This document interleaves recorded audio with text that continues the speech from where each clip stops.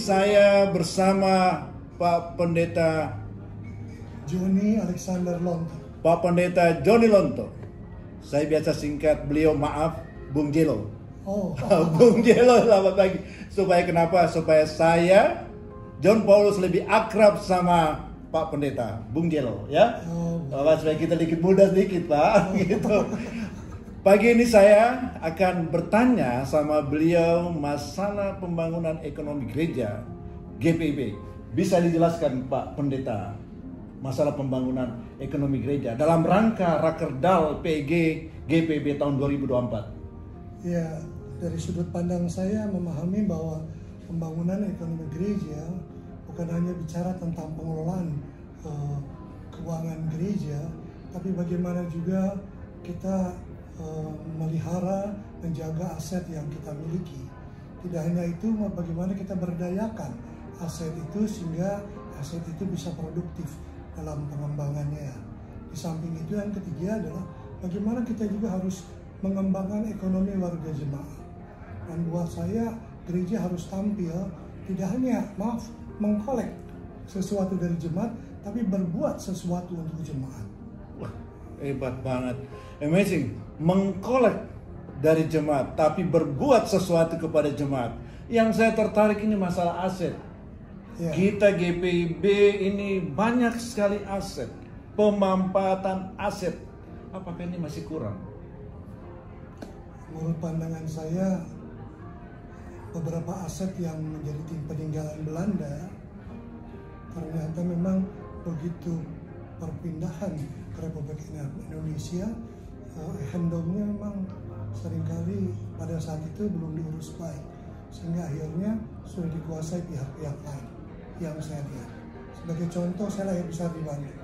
Itu banyak yang sudah akhirnya diambil oleh pihak pemerintah, aset-aset itu. Aset GPIB. Ya, aset GPIB itu. Dan akhirnya sekarang sudah hilang.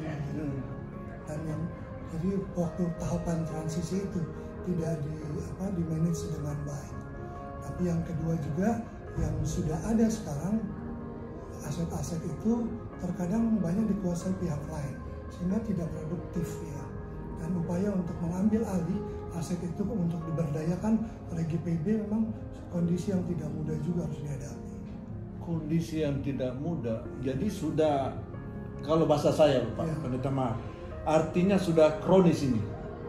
Ya, bilang kronis ya mungkin bisa, tetapi ya sederhananya sudah dikelola dan dikuasai pihak lain. Artinya bagaimana caranya, bagaimana solusi yang kita tempuh sebagai orang GPIB yang akan datang ini untuk mengambil alih ini secara perlahan-lahan, tak untuk mendapatkan kembali yang merupakan hak milik kita. Ya, yang pasti yang sudah tetap hak milik kita, yang sudah diambil pihak lain waktu zaman peralihan itu sudah tidak bisa lagi buat saya. Yang dikuasai pihak lain, hal pertama mungkin di negara melakukan dengan proses negosiasi dan proses yang sifatnya persuasif lah.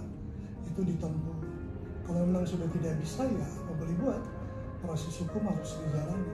Walaupun untuk proses itu tidak mudah, karena di samping dana juga proses untuk mengambil kembali kan tidak mudah. Puluhan tahun sudah dikuasai. Iya, aset, daya, dana, bagaimana mengembangkan ekonomi warga jemaat, jangan hanya kolek-kolek ya, kolek-kolek gitu. Jadi bicara aset memang agak susah. Agak susah berarti bukan tidak mungkin. Ya. Pasti bisa kalau memang Tuhan menghendaki untuk itu bisa ya Pak Pendeta. Mungkin ada pesan-pesan untuk Rakerda PG sekarang ini. Menurut Pak Pendeta dengan pelaksanaan sudah 5 tahun atau kurang lebih 5 tahun lebih dari 2018 sekarang. Mungkin ada. Ya. Yang pertama buat saya, harta milik GPIB itu milik Tuhan dan harus dikelola dengan baik. Dan kalau ada pihak-pihak lain yang sudah menguasai, kembalikan pada gereja, karena itu milik Tuhan. Dan gereja harus mengelola dengan baik. Itu hal yang pertama. Hal yang kedua adalah ketika gereja ingin mengupayakan suatu aset baru, ya boleh membuat tim bagus, membuat perencanaan bagus. tapi doa adalah hal yang jauh lebih penting buat saya. Pengalaman saya baik di GPIB Immanuel Medan maupun sekarang di Paulus, kami mendapatkan sesuatu hanya dengan kekuatan doa. Contohnya misalnya, ketika saya 2018 datang ke Medan, ada tanah 1.200 meter yang tidak tidak diberdayakan karena konflik di dalam. Yang terjadi, saya undang berdoa, tangan Tuhan memberkati. Akhirnya ada anak Tuhan yang memberikan dananya 12 miliar, terjadilah gereja Maduma.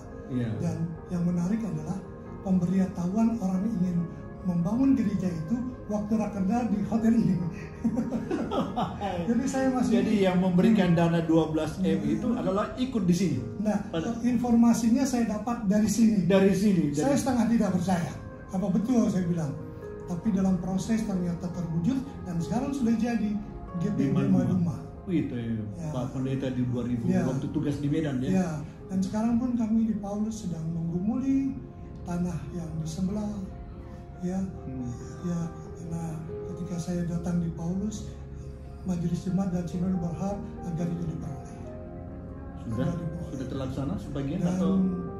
Ya dengan kekuatan doa. Dengan kekuatan doa. Ketika panitia sudah mulai pesimis, tangan Tuhan menolong. Tangan Tuhan menolong. Dan sederhananya tolong didoakan, tinggal tunggu proses iba. Amin. Dan itu sudah. Proses iba ya.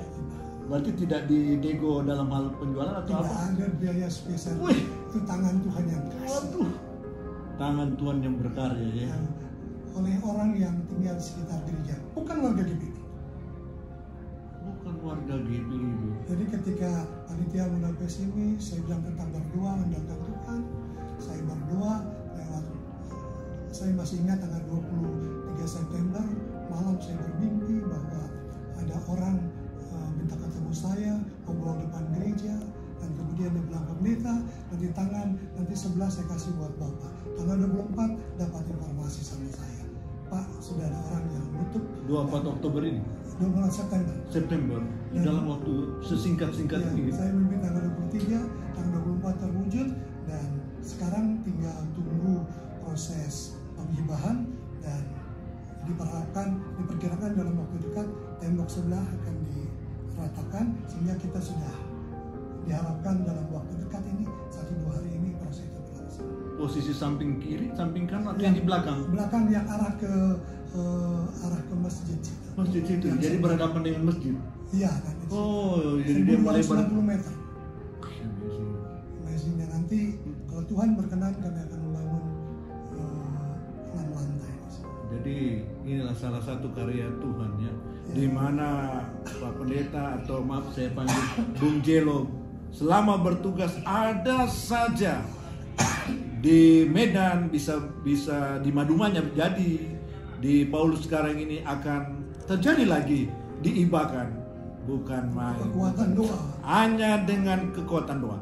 Pesan untuk rakerda PEG, mungkin pesan kita yang sekarang ini mungkin ada masukan atau apa? Ya mungkin tadi yang masalah aset sudah. Kedua, untuk mendapatkan aset ingat jangan cuma panitia dibentuk, perencanaan, tapi yang utama adalah doa. Karena Tuhan bisa melebihi kekuatan panitia. Sehingga saya senang dengan berkat Paulus, damai sejahtera Allah yang melampaui akal budi kita, akan melihat hal hati dan pikiran kita.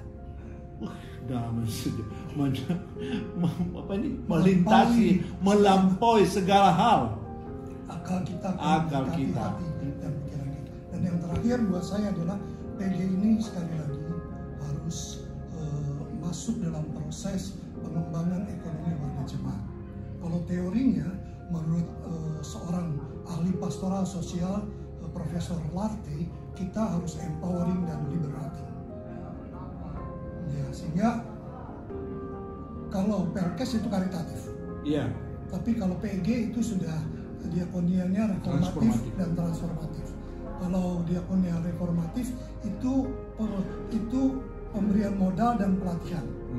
Kalau empowering itu diarahkan untuk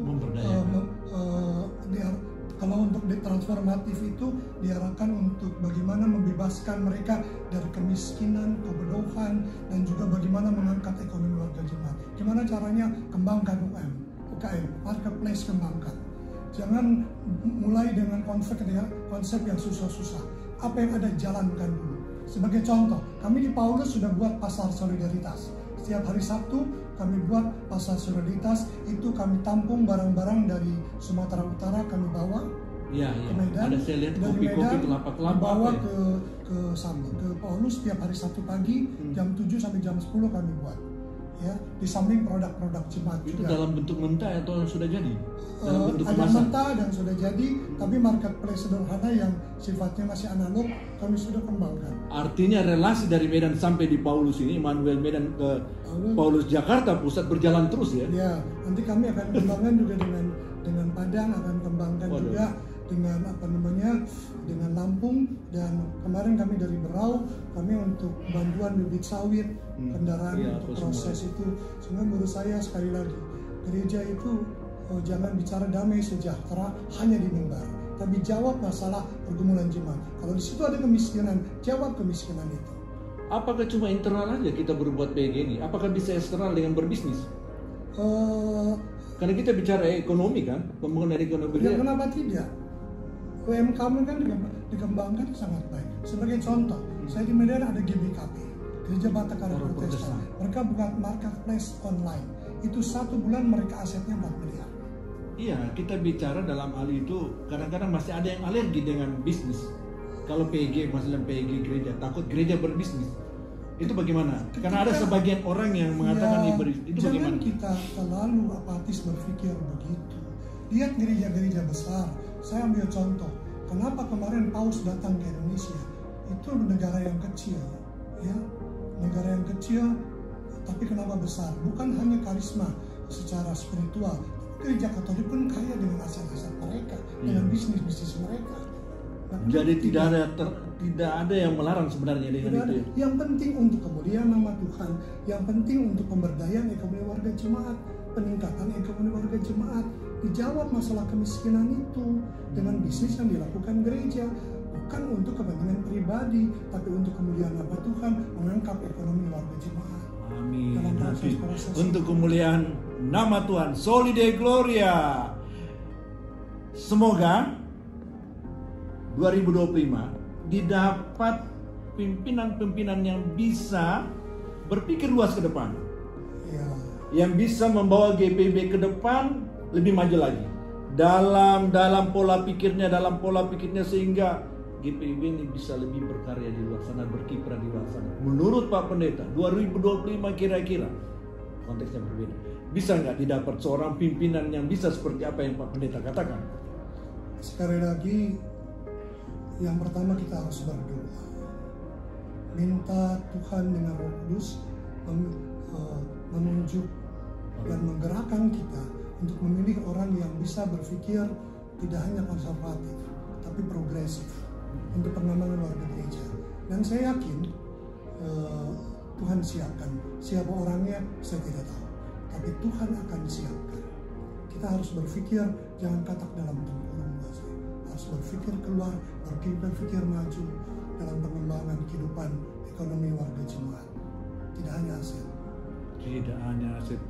Thank you, Bung Jelo. Maaf, saya panggil Bung Jelo. Thank you, banyak yang saya dapat di pagi hari ini. Berpikir secara luas ke depan, tapi ada satu kekuatan, doa. Doa adalah segala-galanya. Semua pasti akan terwujud kalau berdasarkan Tuhan Yesus yang kita imani bersama. Amin. Terima kasih Bung Jelo. Terima kasih Bung Kadi. Saya baru tahu Jelo. Iya, saya tidak pernah panggil Bang Jelo. Sudah banyak orang bilang Jelo. Jelo. Sudah. Waktu